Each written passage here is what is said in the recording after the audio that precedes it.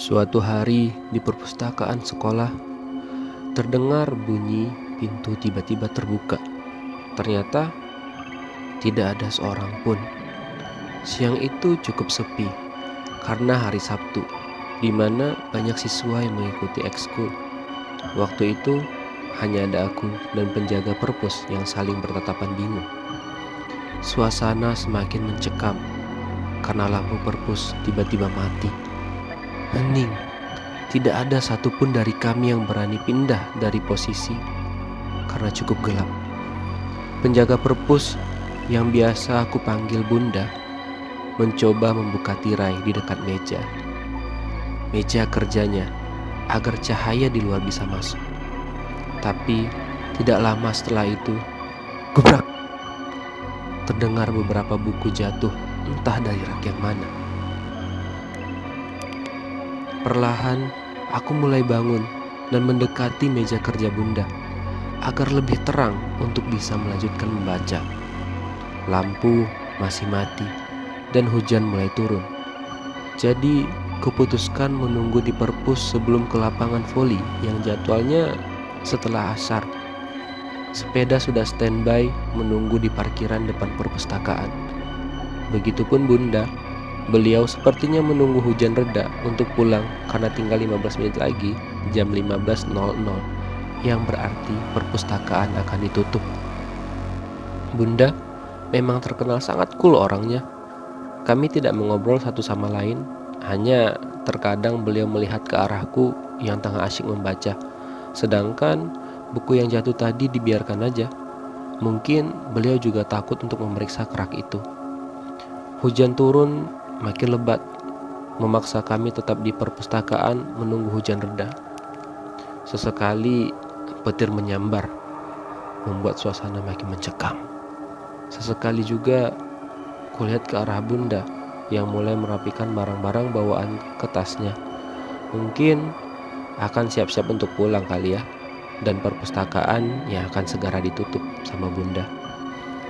Dan jam 15.00 aku segera mengembalikan buku ke raknya.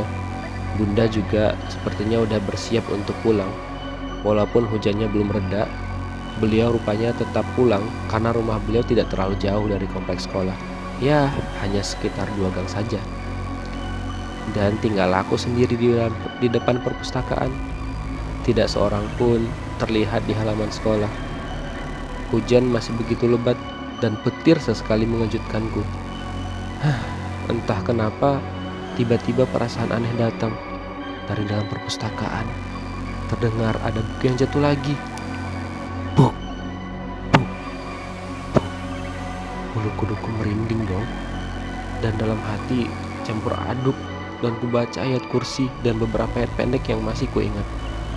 Tidak lama setelah itu, hujan mulai reda. Tapi ya masih gerimis dan azan asar berkumandang di masjid dekat sekolah. Dan akhirnya kuputuskan pergi ke masjid dulu untuk sholat, meskipun aku agak sedikit basah. Nah, setelah selesai sholat berjamaah, sembari memasang sepatu, pikiranku kembali ke kejadian di perpustakaan. Kenapa ya buku-buku itu bisa jatuh sendiri? Setelah penjaga perpustakaan pulang, kenapa ada lagi buku yang jatuh? Padahal kan tidak ada siapa-siapa.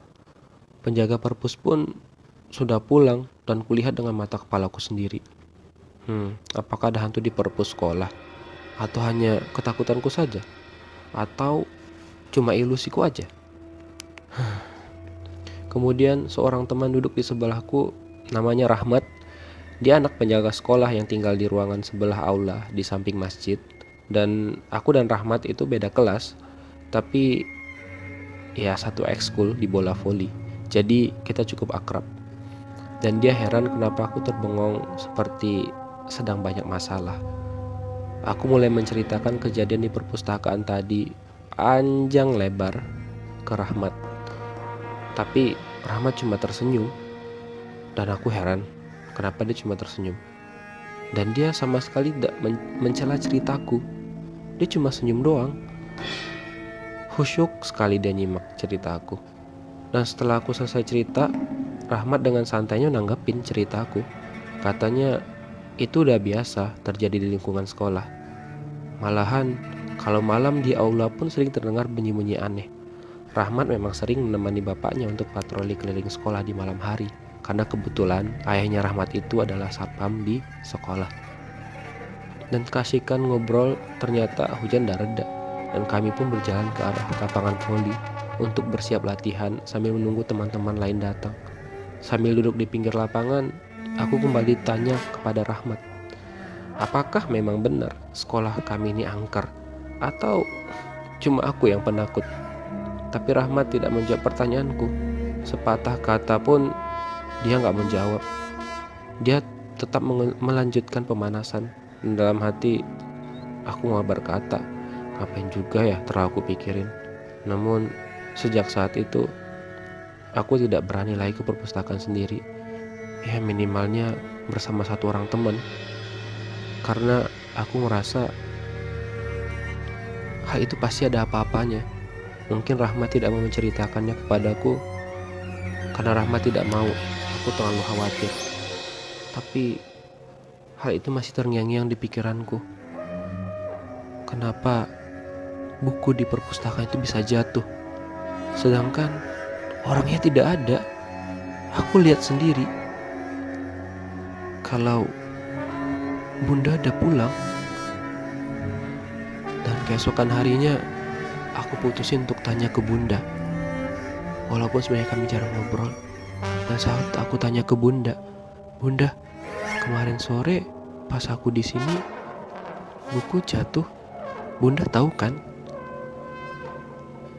Bunda mengatakan, Bunda kemarin pulang cepat, Nak.